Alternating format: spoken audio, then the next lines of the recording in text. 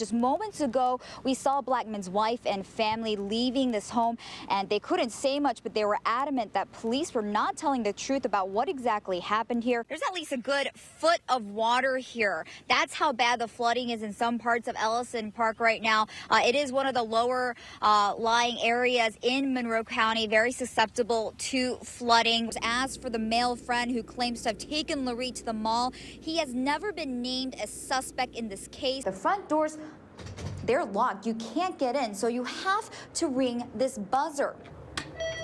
Once you press the buzzer, somebody in the front office will ask for your name and your business at the school. Some people are relieved. They say they're ready for things to go back to normal, but others say, you know what, it was kind of nice having some fun and excitement downtown. We love your perpetual smile through it all. I don't think she's really smiling.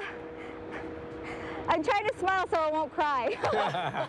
The Rochester Police Department tells us they were called to the corner of Judson and Morgan Street in the city, where they were told that 2 men had been shot, but when they got there, they didn't find any victims. This isn't the first time the cemetery has been vandalized. The supervisor tells me it's been hit several times before. The problem is it gets very dark here at night. There are no lights, and it sits along a secluded road. 22-year-old Nick Optis of Mendon was driving along Route 64 Monday morning when he noticed a bank bag in the middle of the road. He thought it was kind of odd, so he turned around, went back, picked up the bag, opened it, and saw $8,000 inside. The driver of the car, Meghan Merkel, was charged with drunk driving, and she spoke exclusively with our own Angela Hong tonight about what happened. Compelling words as she described it tonight for us, Angela. Yeah, Don, according to the sheriff's office, Mark Serbo and Meghan Merkel should not have been driving Sunday morning. That's because neither of them have driver's licenses. And as you said, we did speak to Meghan Merkel tonight, and she does admit that she was drinking before, but claims that at the time of the accident, she wasn't drunk. We spoke to Merkel on the condition that we did not show her face. Along a stretch of Route 250 in Penfield, you'll see a newly erected cross. Cars have been going in there all day, putting flowers in, stopping to remember 40-year-old Heather Boyum, a beloved teacher at Fairport High School.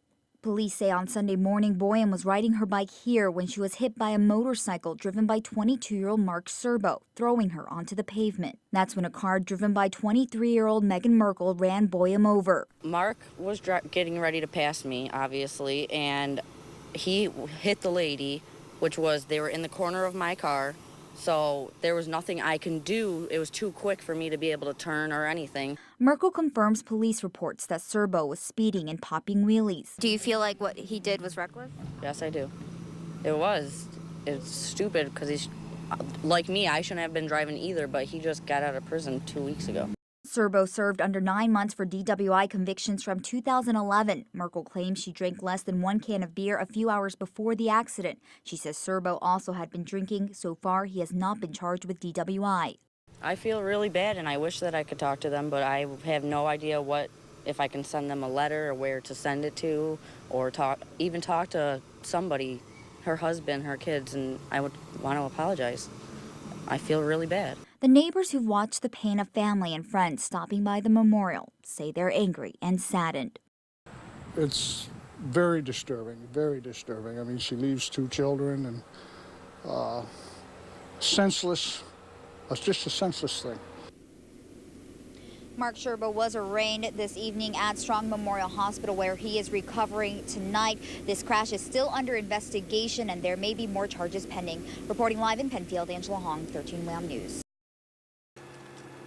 Midterms, finals, papers, and projects. Add to that a social life and extracurricular activities. Some college students struggle to find the time to do it all. The workload is pretty heavy. This student, a sophomore at a local university, chose to remain anonymous. He's just one of many college students who turn to Adderall to study. He considers these, quote, smart pills to be a miracle drug.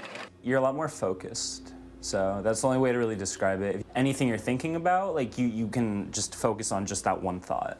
So it's a lot harder to get distracted. Adderall is an amphetamine and can have similar effects to cocaine. When misused, people can form physical and psychological addictions. Take them when you don't have ADHD. You can stay up through the night or even for days. I stayed up for 72 hours working on one assignment. So I ended up getting like a really good grade on it. A new study in the Addiction Journal estimates 1 in 4 college students have abused ADHD drugs. I would say if it's not an epidemic yet, it's on its way to being that. Sarah Ormsby, an addiction therapist with Unity Hospital, says accessibility is a part of the problem. They get them from friends who are prescribed Adderall and just aren't using them as prescribed, and then we'll have extra to give to these other people. According to IMS Health, prescriptions for Adderall have increased 68% between 2007 and 2010. How easy is it to get Adderall? Really, really easy. It's everywhere. You could, if you asked 5 people, chances are one of them would know someone. And if you asked 10 people, chances are he could just give you some because he had a prescription. On the street, each pill can cost $5 up to $30. Sometimes the cost goes up around finals time.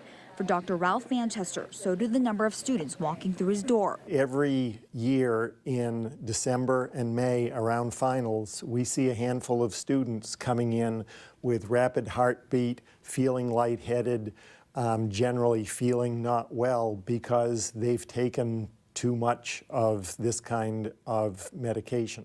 He believes students underestimate the dangers of prescription pills. And I think in general there's some misunderstanding that if it's a prescription drug, it can't be as dangerous as an illegal drug. Studies show long-term Adderall abuse can lead to stroke, heart attacks, depression, and even psychosis. But in the short term, for this student, grades are all that matter. With Adderall, he says his C's and B's become A's. And the difference between an A and a B can be huge. He knows the dangers, but he thinks the outcome is too good to stop. If you can just go to one of your friends and take a pill and improve your grades, why not? Why not? Well, doctors point out as your body adjusts to Adderall, you will need more and more, increasing the risk of an overdose. And then there's the law. The punishment for buying or selling pills could be a minimum of 1 year in jail. If you or someone you know is abusing prescription pills, you'll be able to find help on 13wham.com. Just click on the green Find It button. Reporting Angela Hong, 13 Wham News. It's the first of many goodbyes to come. On Christmas Day, Monroe County firefighters gathered to salute 19-year-old Tomas Kachuka as his body was escorted to a funeral home. His last actions were leaving this fire station. This was his home. He was here all the time, so it was only natural for, after the body was released, that he'd be brought back to where it started. Kachuka and 43-year-old Lieutenant Mike Chipperini were both West Webster firefighters. They were shot Christmas Eve while responding to a fire. The two men were good friends. Tomas was quiet. He did his job pretty much unnoticed. Didn't look for any thanks or anything like that. He just did what needed to be done. Chip his personality was such as he could make you laugh in the worst of situations, or he'd find something to laugh about. And he did it naturally. Amidst their pain and grief, the West Webster firefighters returned to work the next day, on Christmas. We want them to return to a point of normalcy as quickly as possible. And obviously it's not going to be quick. And the first few runs that they go out on, quite frankly, they may be looking over their shoulder. But at some point in time, this organization has to get back to what we do. And after 36 hours of filling in for West Webster, area fire departments left. And West Webster pulled in, knowing if needed, they had the support of the community and their brother firefighters. We're all family, yep, brothers and sisters. It's going to be a long time before this department gets over this. I understand. And, you know, if they need us to come back and help out, we'll be here. If it was any other day and you threw something at a police officer, you would probably get arrested. But today, students at RIT were given a get-out-of-jail-free card, so to speak. We began with breaking news this morning. A person has been shot in the city of Rochester. Good morning, I'm Angela Hong, in for Adam Chodak. Police got the call just before midnight. We're told a 22-year-old woman was shot in the torso. Less than a month after being elected, a former RIT professor has been voted out as the Prime Minister of Libya. A strike deadline in the nation's third largest school district looms Monday. The vice president of the Chicago Teachers Union says the city school district's latest offer in contract negotiations is disappointing. It looks more like the end of October or early November as opposed to where we are right now. Yeah, I mean, I've already had to bring out my space heater, and I did not think I'd be doing that this early. The state is investing big development bucks into housing. Economic Development Awards will fund nearly 24 housing-related projects throughout the Finger Lakes regions. How do you eat well this time of year without putting on those extra pounds? Joining us now is Katie Torres, a Weight Watchers leader, with some ways to make some of those favorite holiday treats kind of slimmer, right? Slim us down a little bit. It seems silly. But let's give credit to 17 Magazine at the same time, because at least they're doing something. Because a lot of magazines out there still, you know, like GQ, Photoshop pictures like this, changing the way people look.